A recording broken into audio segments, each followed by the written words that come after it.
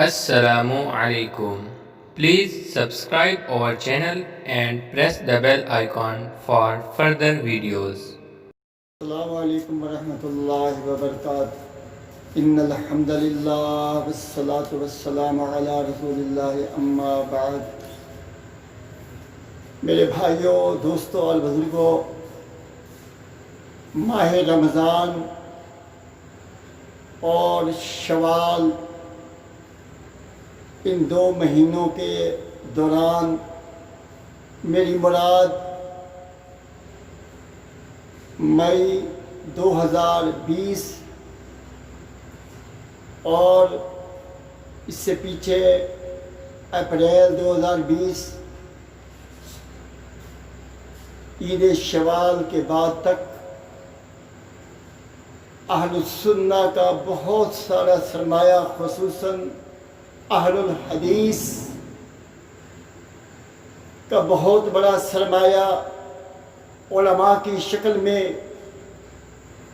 اس دنیا سے اٹھ گیا۔ یقیناً یہ ناقابل تلافی خلا ہے۔ ناظرین، ان کا اس دنیا سے اٹھ جانا، ان کا اس دنیا سے چلے جانا، ہم کیا سمجھتے ہیں کہ معمولی بات ہے؟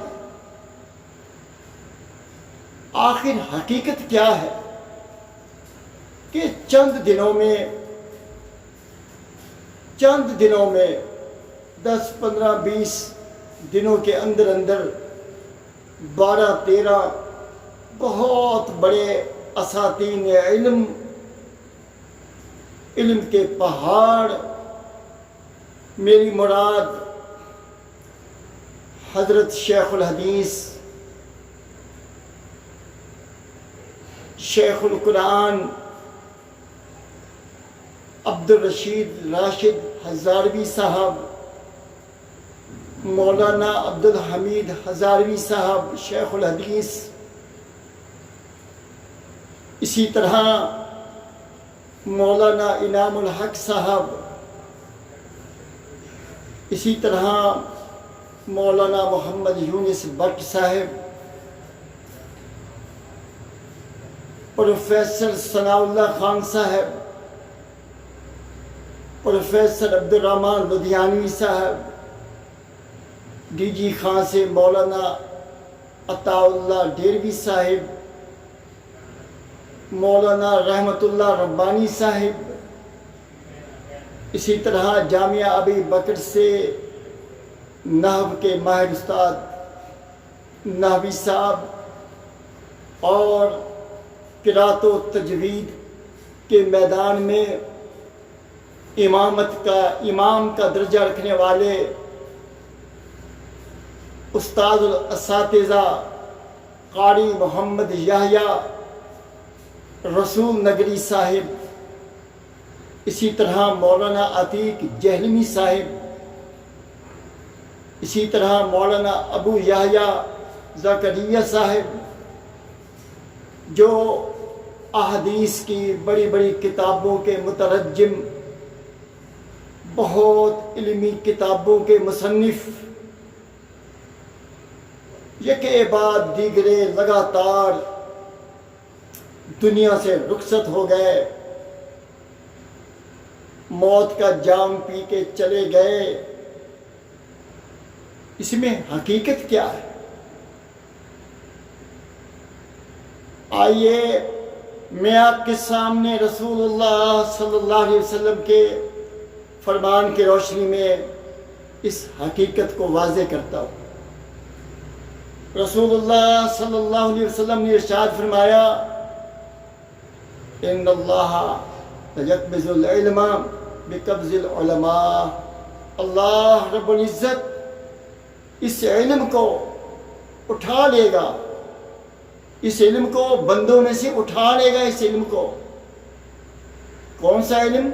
یہ فزکس، کیمسٹری، بایو کا علم نہیں، اللہ کی وحی کا علم، قرآن کا علم، احادیث و سنن کا علم، اللہ رب العزت اس کو اٹھا لیں گے۔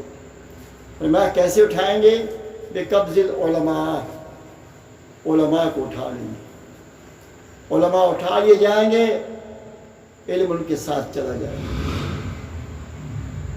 ناظرین، علماء بہت پیاری اہم ترین مخلوق ہے اللہ تعالیٰ کی اس زمین پر۔ ان کے دلوں میں کتاب و سنت کا نور ہوتا ہے، ان کے دلوں میں کتاب اللہ کی شروحات محفوظ ہوتی ہیں، فہم سنہ، فہم الحدیث ان کے دلوں میں اس کا نور ہوتا ہے، جس کی کرنوں سے، شعاؤں سے اللہ کی مخلوق کو دین کا علم ملتا ہے۔ آپ دیکھ لیں، جتنے بھی اس معاشرے میں، پوری دنیا میں جس قدر فتنے کھڑے ہوتے ہیں، اس کی سرکوبی کے لیے یہی علماء ہوتے ہیں جو اس امت کو بتاتے ہیں کہ اس میں حقیقت کیا ہے، حق کیا ہے، باطل کیا ہے۔ مولانا عبدالحمید ہزاروی رحمۃ اللہ علیہ، شیخ الحدیث جامعہ سلفیہ،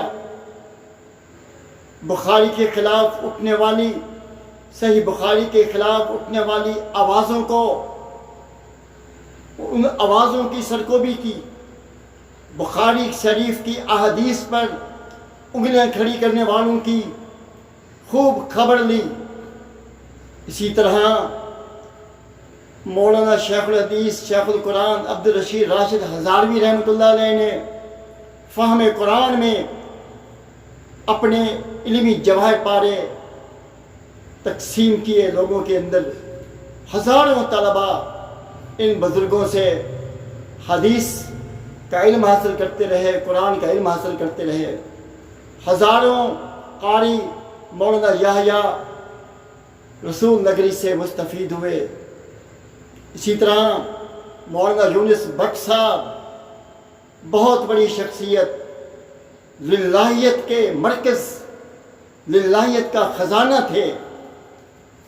یہ سارے بزرگ ہر وقت اللہ کے ذکر میں مصروف رہتے، رسول پاک صلی اللہ علیہ وسلم کی ذات مقدس پہ درود مقدس پڑھتے نظر آتے۔ یہ وہ لوگ تھے جو ایام 20 کے روزے بھی رکھتے تھے، سوال جمعرات کا روزہ بھی رکھتے تھے۔ اللہ کی بارگاہ میں مستقل تہجد گزار لوگ تھے یہ۔ تو حقیقت کیا ہے؟ اصل میں علم اٹھ گیا، یہ علماء نہیں اٹھے، علم اٹھ گیا ہے دنیا سے۔ وہ علم جس سے لوگوں کو دین کی روشنی ملتی تھی، جس سے فتنہ انکار حدیث کو کچلا جاتا تھا، یہ وہ لوگ تھے جو اپنی علمی کاوشوں سے ختم نبوت کے دروازے کے چوکیدار تھے۔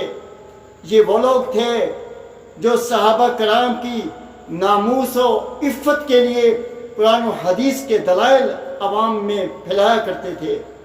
یہ وہ لوگ تھے جنہوں نے اپنی قد و کاوش سے پوری دنیا پر کتاب اللہ اور سنت رسول اللہ صلی اللہ علیہ وسلم کا پرچم لہرانے کی کوشش کی، جنہوں نے ان لوگوں کے شبہات کا رد کیا جو کہتے تھے کہ قرآن و حدیث کے اوپر صرف چلا جائے تو زندگی نہیں گزر سکتی، نماز کے مسئلے نہیں ملیں گے، ہمیں جناب فلاں مسئلہ نہیں ملے گا، طلاق کے مسئلے حل نہیں ہوں گے۔ ان بزرگوں نے کتاب اللہ میں سے دلائل نکال کر اور احادیث کی کتابوں سے، سنت سے دلائل نکال کر اس دنیا میں رہنے والے لوگوں پر یہ بات واضح کر دی کہ علم کے لیے یہ بڑے بڑے جبے، بڑے بڑے رتبے اور بڑے بڑے مسندوں پر بیٹھنے کی ضرورت نہیں ہے۔ اس کے لیے صرف اخلاص، للہیت اور رب کے ساتھ تعلق کی ضرورت ہے۔ تو ناظرین، یہ وہ حقیقت تھی جو میں نے آپ کے سامنے بیان کی۔ اور خصوصاً اہل حدیثوں، اللہ کی بارگاہ میں استغفار کرو، توبہ کرو کہ اتنا بڑا نقصان ہوا، اتنا بڑا خلا پیدا ہوا۔ اللہ اپنے دین کی خدمت کے لیے اور بندے اور مخلوق لائے گا، اور کوشش کرو کہ وہ مخلوق تمہاری اولادوں میں سے ہو، وہ مخلوق تمہاری محنت میں سے ہو۔ اپنے بچوں کو دینی تعلیم کی طرف متوجہ کرو۔